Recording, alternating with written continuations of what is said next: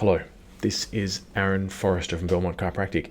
This is a quick video on kids with inwards facing toes, or sometimes known as pigeon toedness. And you'll see a child walking along and instead of their feet sort of facing that way, they can face quite inward, or just one foot faces inward and the kid has to walk quite awkwardly.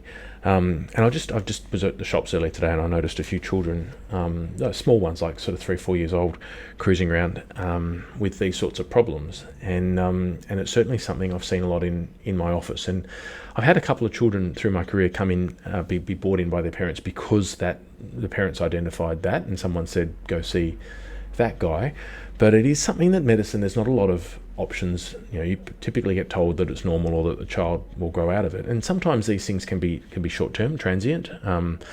For no good reason, the kid's foot faces inwards for a little while, but sometimes there can be a little bit more going on. I'm a chiropractor, I deal with spines and pelvises, and so often this is a misalignment of the pelvis. Now, these things can happen in the absence of pain, so the child's not necessarily going to be pointing at their sort of pelvis or their low back and going, "Oh, that really hurts."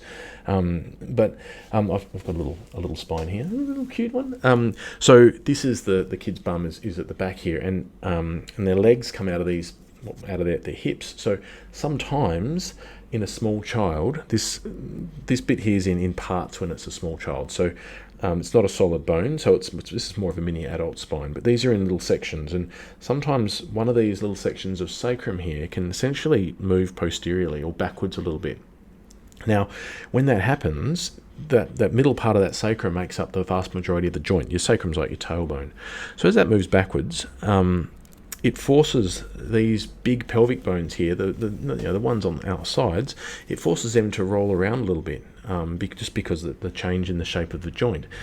Now, as that happens, there's going to be some changes we can see on film, and sometimes we can feel. But what often parents will see is maybe their knees might point in a little bit, or they'll have their feet pointing inwards.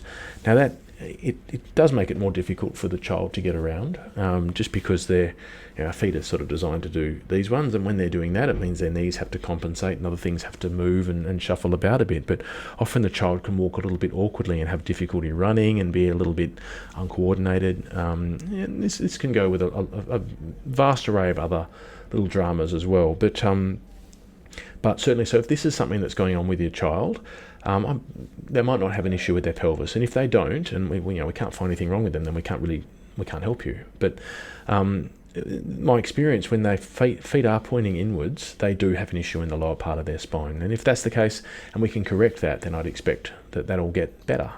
So I'm just letting parents know that there is some things you can do about this. Because I know classically we just get told by the medics that they'll hopefully grow out of it, and maybe they will, but ideally you want them to grow and develop as normally as possible with a body functioning at 100%. I hope you find that useful.